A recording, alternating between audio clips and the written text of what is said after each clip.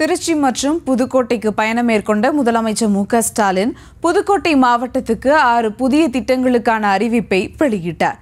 மேலும் 767 கோடி ரூபாய் மதிப்பீட்டில் பல்வேறு திட்டங்களுக்கு அடிக்கல் நாட்டியும் முடிவுற்ற திட்டங்களையும் அவர் திறந்து வைத்தார்.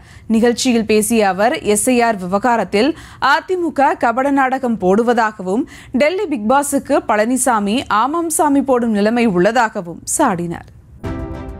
திருச்சி மற்றும் புதுக்கோட்டைக்கு சென்ற முதலமைச்சர் மு.க. ஸ்டாலின் திருச்சி மாவட்டம் சோமரசம்பேட்டையில் உள்ள கலைஞர் திடலில் நடைபெற்ற திருவரங்கம் சட்டமன்ற உறுப்பினர் இல்ல திருமண விழாவை நடத்தி வைத்தார். அந்நிகழ்ச்சியில் பேசிய அவர் திமுக தொடர்ந்த வழக்கில் தங்களை இணைக்குமாறு அதிமுக மனு தாக்கல் செய்திருப்பதாகவும் அதிமுகவுக்கு உள்ளபடியே அக்கறை இருந்திருந்தால் முன்கூட்டியே மனு தாக்கல் செய்திருக்க வேண்டும் எனவும் விமர்சனம் செய்தார். ஒரு மனு தாக்கல் செய்திருக்கிறாங்க. நான் கேட்கிறேன், உங்களுக்கு உள்ளபடியே அதில் அக்கறை இருக்கும் என்று சொன்னால், அதில் நீங்கள் உங்களுடைய எதிர்ப்பை தெரிவிக்க வேண்டும் என்று சொன்னால் முன்கூட்டியே போட்டிருக்கணும்.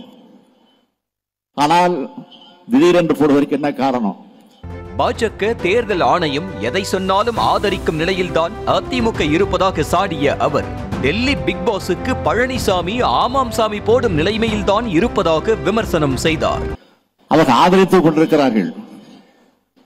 இன்றைக்கு பிஜேபியோ அல்லது தேர்தல் ஆணையமோ எதை சொன்னாலும் ஆதரிக்கிற நிலையில் தான் இன்றைக்கு இருந்து கொண்டிருக்கிறாரே தவிர, இன்றைக்கு அடிமையாக இன்றைக்கு இருந்து கொண்டிருக்கிறாரே தவிர அவர்கள் அதை எதிர்ப்பதற்கு துணிச்சல் இல்லை. ஆக டெல்லியில் இருக்கக்கூடிய பிக் பாஸுக்கு நம்முடைய பழனிசாமி அமாவாசாமி போட்டுத்தான் ஆகணும். இதனை அடுத்து புதுக்கோட்டை மாவட்டத்திற்கு புறப்பட்டு சென்ற முதலமைச்சர் மு.க. ஸ்டாலின் கீரனூரில் 767 கோடி ரூபாய் மதிப்பீட்டில் பல்வேறு பணிகளுக்கு அடிக்கல் நாட்டியும் முடிவுற்ற திட்ட பணிகளை தொடங்கியும் வைத்தார். இதனைத் தொடர்ந்து 11,481 கோடி ரூபாய் மதிப்பில் 38,35,669 பயனாளிகளுக்கு நலத்திட்ட உதவிகளை அவர் வழங்கினார்.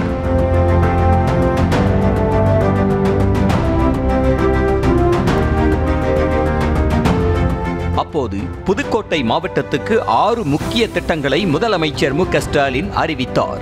வீரகொண்டான், செங்கலநீர் ஏரி உள்ளிட்ட முக்கிய ஏரிகள் 15 கோடி ரூபாய் மதிப்பீட்டில் புனரமைக்கப்படும் என முதலமைச்சர் அறிவித்தார். கீரனூரில் பழங்கள், காய்கறிகளை பாதுகாப்பாக இருப்பு வைத்திட குளிர்பதன கிடங்கு 1,60 லட்சம் ரூபாய் மதிப்பீட்டில் அமைக்கப்பட உள்ளதாகவும், வடகாடு ஊராட்சிக்கு 10 கோடி ரூபாய் மதிப்பீட்டில் உயர்மட்ட பாலங்கள் அமைக்கப்பட உள்ளதாகவும் அறிவித்தார்.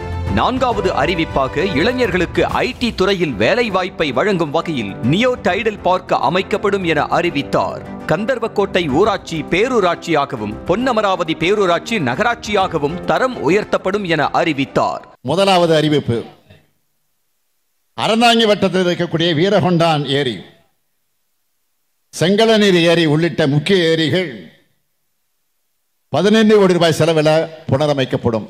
அதேபோல பொன்னமராவதி பேரூராட்சி மக்களுடைய கோரிக்கை நிறைவேற்றும் வகையில் பொன்னமராவதி பேரூராட்சி நகராட்சியாக தர உயர்த்தப்படும். வாக்காளர் பட்டியலில் திருத்தம், ஒரே நபர் 2 மாநிலங்களில் வாக்களிப்பது உள்ளிட்டவைகளை மக்களவை எதிர்க்கட்சித் தலைவர் ராகுல் காந்தி அம்பலப்படுத்திய நிலையில் ஏதோ தனக்கு சம்பந்தமில்லாத பிரச்சனை மாதிரி தேர்தல் ஆணையம் சைலண்டாக இருப்பதாகவும் முதலமைச்சர் மு.க. ஸ்டாலின் சாடினார். 6 சகோதரர் ராகுல் காந்தி அவர்கள் இதை தெளிவா ஆதாரத்தோடு அம்பலப்படுத்தி இருக்கார். ஆனா தேர்தல் ஆணையம் பதில் சொல்லாம பதுங்குறாங்க. இது ஏதோ தனக்கு சம்பந்தம் இல்லாத பிரச்சனை மாதிரி சைலண்டா இருக்காங்க. இந்த சூழ்நிலையெல்லாம் தமிழ்நாட்டை சார்ந்த ஒவ்வொருவரும் வாக்காளர்கள் கவனமாக இருக்கணும்.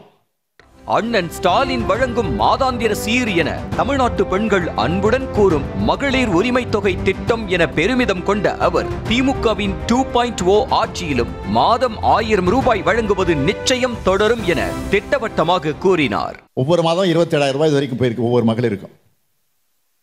1000 ரூபாய் எதுக்குன்னு சில சம்பந்தம் இல்லாம பேசுறாங்க. நான் தெளிவா சொல்றேன், எங்க அண்ணன் ஸ்டாலின் கொடுக்கிற மாதாந்திர சீர்னு என்னுடைய சகோதரிகள் சொல்றாங்களே, இது உதவி தொகை அல்ல, உரிமை தொகை. இதனைத் தொடர்ந்து செய்தியாளர்களை சந்தித்த முதலமைச்சர் மு.க. ஸ்டாலின் எஸ்ஐஆர் தேவை என கூறும் இபிஎஸ் எதற்காக எஸ்ஐஆரை எதிர்த்து திமுக தொடர்ந்த வழக்கில் அதிமுக இணைந்தது என வினவினார். மேலும் இபிஎஸ்க்கு வேலை இல்லை என்பதால் விமர்சனம் செய்து வருவதாக தெரிவித்தார். அவருக்கு வந்து வேற வேலை இல்லை, அதனால விமர்சனம் வைக்கிறார். அதுக்கு நான் கவலைப்படல. எங்க வேலையை நாங்கள் பார்த்துக்கிறோம்.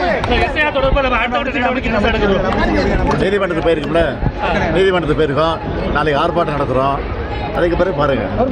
இதனையடுத்து மீண்டும் திருச்சிக்கு வந்த முதலமைச்சர் மு க ஸ்டாலின் மூத்த குடிமக்களின் நல்வாழ்வை மேம்படுத்துவதற்காக அன்புச்சோலை முதியோர் மணமகள் வள மையம் என்ற திட்டத்தை தொடங்கி வைத்தார். இதனைத் தொடர்ந்து அவர் பயனாளிகளுடன் கேரம் விளையாடி மகிழ்ந்த நிலையில் விமானம் மூலம் சென்னைக்கு புறப்பட்டார்.